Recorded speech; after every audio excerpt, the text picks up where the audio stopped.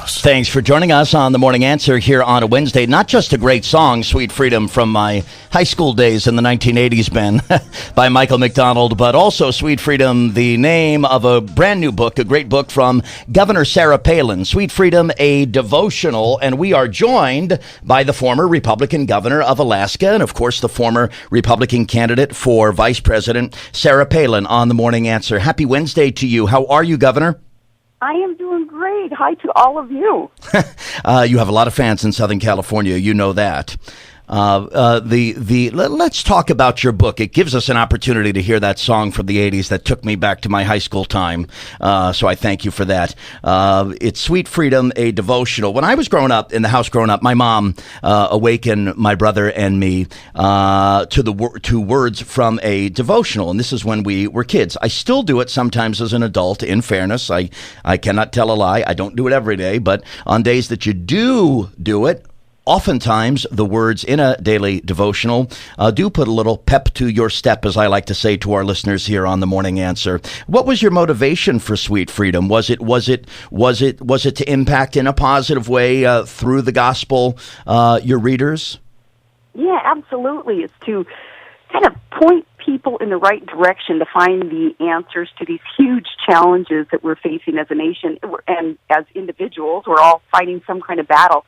It is amazing that the Old Testament and the New Testament so specific in providing answers to many of the problems that we are facing today, anywhere from taxation issues, issues involving self-defense.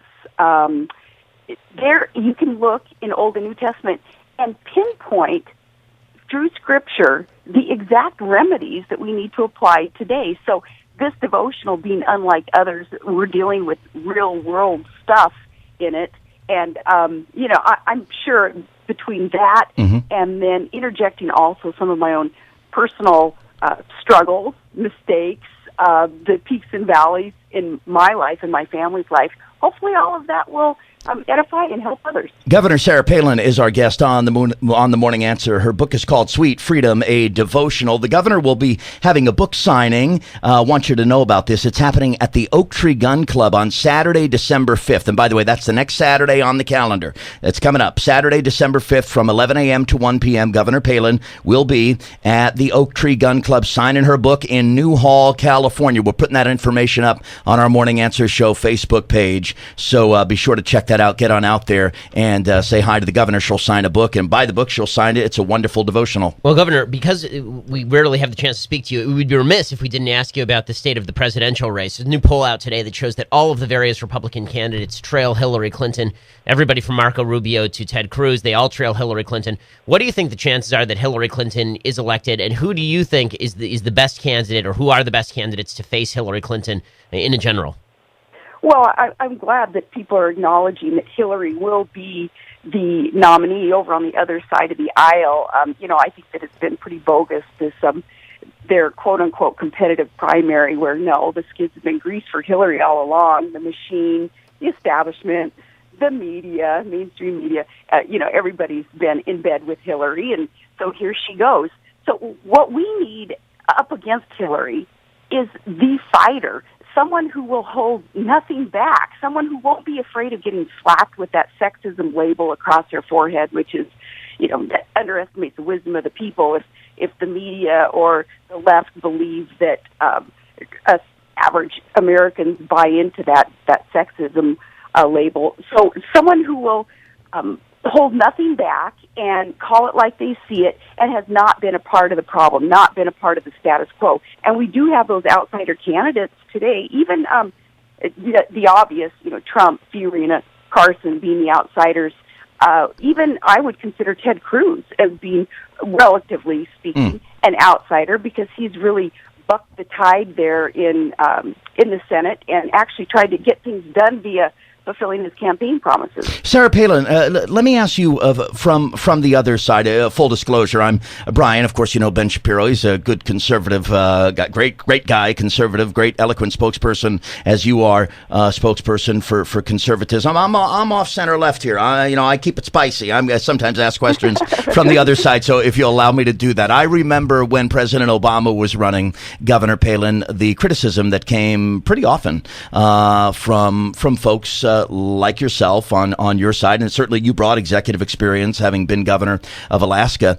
President Obama didn't. He was a freshman senator who seemed to arrive in Washington, the U.S. Senate, and decide right away that he should be leader of the free world, president of the United States. Republicans said he didn't have the experience required. When we look at the Republican side now, you've got folks like Marco Rubio, Rand Paul, Ted Cruz, who you just mentioned and seem to have high praise for, that have the same level of experience, all four of them, including Obama, freshman senators. So if that argument mattered about experience when it came to Obama in 2008, with great respect, Governor Palin, why doesn't it matter to conservative Republicans today when three of their tier one candidates, in a lot of cases, their tier one candidates have the same level of experience? Is this a case of hypocrisy on the side of the Republican Party, I ask? No, not at all, especially when you consider what President Obama's true experience was. His months in the United States Senate, he basically was calling it in. He didn't certainly didn't make a lot of waves, didn't try to rein in government, didn't try to change the status quo. He was a part of the problem. And before that, as a community organizer, of course, no one still can figure out what the heck a community organizer is, except someone who kind of stirs stuff up. Ben and I are community organizers. We organize the community to come around the radio in the morning and listen to our show. Well, that's cool. Not so much. That's good private sector stuff, and more power to you. If the market demands it, which it does. Governor Palin, I want to ask you about the latest controversy that's been surrounding the Planned Parenthood shooting, because there's this crazy nut job, and I use that in its clinical definition, a legitimately crazy person who went out and shot some people near Planned Parenthood, and now you have large sectors of the Democratic infrastructure saying that everybody who is pro-life should shut up because of this. Harry Reid says that we should stop all investigations of Planned Parenthood because of this shooting, because violent rhetoric from the right about Planned Parenthood and the murder of the unborn, all of that is just driving crazy people to do stuff like this. How do you respond to that? Oh, just it's so tragic. Not only the event, the crazy evil that was made manifest that day in the shooting, but what is also tragic is the outfall now with Harry Reid and others wanting to pin this on pro-lifers. It makes absolutely no sense, and the reverse could be true. Have we decided that we're going to pin any other crime that's maybe committed by some liberal something. We can't do that. I mean, that makes no sense. It's illogical. Well, obviously, Governor Palin, they actually tried to do that to you with Jared Lee Loughner. They tried to suggest that you were responsible for Jared Lee Loughner shooting Gabby Giffords because you had a map on your website that showed targeted districts. Right, and the crazy thing there, especially that kind of criticism that came from guys who had been hosts of the show Crossfire on a liberal network, and these others who have used targets in their marketing for whatever it was that they were promoting. But at a time like that, for me personally, you feel kind of defenseless. You feel like I had absolutely nothing to do with this, obviously, and you want to get your word out there. But thankfully, we don't have to justify what it is that we have done if we've done nothing wrong. And the vengeance doesn't need to be there on a burden on our shoulders. We need to trust that truth will come out, and that, again, never underestimating the wisdom of the people. The people get it. We have a few more moments with Governor Sarah Palin. Her book is called Sweet Freedom. It's a devotional by the former Alaska governor and Republican vice presidential candidate. Want to mention that Governor Palin will do a public book signing. That's happening on Saturday, December 5th at the Oak Tree Gun Club, Saturday, December 5th, right here in Newhall. Oak Tree Gun Club in Newhall from 11 a.m. to 1 p.m. on Saturday, December December 5th. Sarah Palin, the governor, will be there. Buy your book, and she'll sign it for you. One final question from me, Governor Palin. I do certainly want to thank you so much for taking time in the morning to talk to us. Since you were introduced to America as the Republican vice presidential choice, you pretty quickly, certainly we've all been watching politics all our lives pretty intensely, you very quickly, quicker than almost anybody I can remember, became a very dominant figure in the pop culture. And you became, sometimes it was positive, sometimes it was negative in the way you were treated. You became almost a lightning rod in the world of politics. So I ask you, from the days in Wasilla there in Alaska, you get that call and you're John McCain's VP. Did you anticipate that you would be that lightning rod and things would get as controversial as quickly as they did? Did you think it would happen, or were you surprised by it? You're walking around today, you seem to not be running for office, but you certainly are almost a brand. You are a political brand. Folks say your name, and it represents a set of values. People identify with you. They know what you stand for. Did you know your own skills to communicate? I'm sure you know what you stand for, but did you anticipate becoming so dominant in the popular culture, or were you surprised by that, Governor Palin? Oh, heck no, did I anticipate the roller coaster ride that we'd be taking in pop culture. I thought I'd just be able to get out there, put my administrative service to good use, and be able to do the job. So, no, I mean, I don't think anybody would be ready for what it was that kind of hit us there. But then looking back, and I don't usually take a whole lot of time to look back at anything, but looking back on that, if you consider the circumstances of my life at the time, I just given birth to a baby, beautiful baby who had some special needs.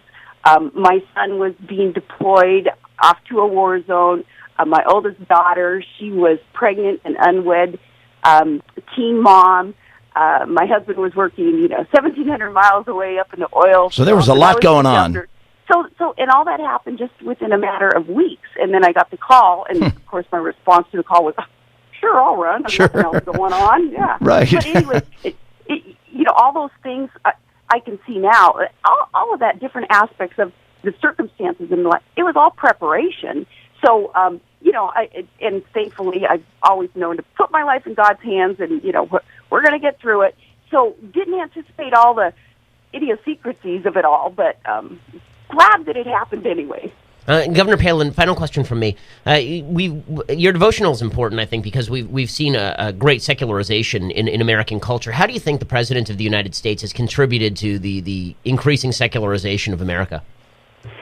Well, it certainly seems that he sides on the secularization of, and a lot of people are feeling that their religious liberties are under attack right now, because from the top there doesn't seem to be a whole lot of defense for many aspects of our Bill of Rights and the Constitution. So, unfortunately, it's more so than ever, I believe, under this administration that people feel that. And, it's up to us, we the people, to take that back and to defend our rights. A brand new book is available, and I'll tell you something, it makes for a perfect Christmas gift, a holiday time gift. It's a devotional from Sarah Palin, the former vice presidential candidate and the governor of Alaska. The devotional is called Sweet Freedom, and I'm sure folks can buy it in their favorite brick and mortar bookstore or go online and grab it.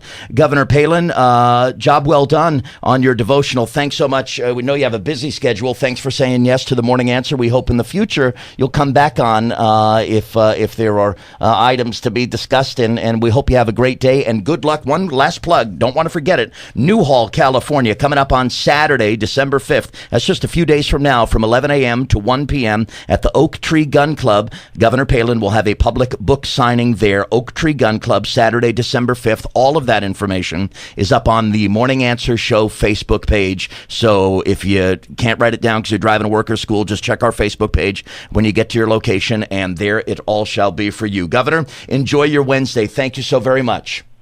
Thank you so much, you guys. Thank you for not shying away at all from the pop culture issues in our nation. Politics downstream from that. So thank you guys for taking that on. Thank you very much. Appreciate it. Thanks so much, Governor Palin. Governor Sarah Palin.